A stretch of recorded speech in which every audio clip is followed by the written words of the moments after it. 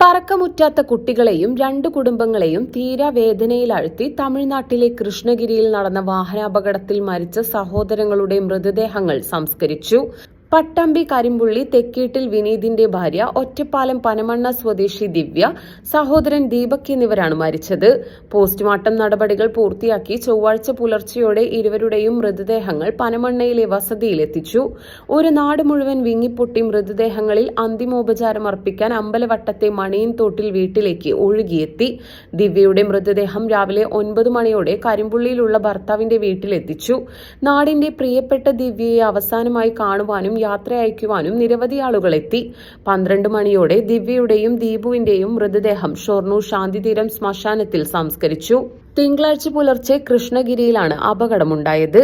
ദിവ്യയും ഭർത്താവ് വിനീതും 2 കുട്ടികളും വിനീതിന്റെ അമ്മയും ദിവ്യയുടെ മാതാപിതാക്കളും സഹോദരനായ ദീപക്കും ഇവരുടെ അനിയത്തിയും കൂടി ബാംഗ്ലൂരിൽ നിന്നും വരികയായിരുന്നു. ഇവർ യാത്ര ചെയ്യുന്നതിനിടെ പഞ്ചറായ കാറിന്റെ ചക്രം മാറ്റിയ ശേഷം കേടായ ചക്രം കാറിന്റെ ഡിക്കിയിലേക്ക് തിരികെ വെക്കുന്നതിനിടെ പിറകെ വന്ന ടോറസ് ലോറി ഇരുവരുടെയും ജീവൻ എടുക്കുകയായിരുന്നു. ദീപക് ചക്രം കാറിലേക്ക് വെക്കുന്നതിനിടെ സഹോദരിയായ ദിവ്യയായിരുന്നു മൊബൈൽ ഫ്ലാഷ് പ്രകാശിപ്പിച്ചിരുന്നത്. അപകട സ്ഥലത്ത് നിന്നും കൃഷ്ണഗിരി മെഡിക്കൽ കോളേജ് ആശുപത്രിയിൽ എത്തിച്ചെങ്കിലും 2 പേരുടെയും ജീവൻ രക്ഷിക്കാനായില്ല. കുട്ടികൾ ഒഴികെ കാറിനുള്ളിൽ ഉണ്ടായിരുന്ന മറ്റുള്ളവർക്കും അപകടത്തിൽ പരിക്കുണ്ട്.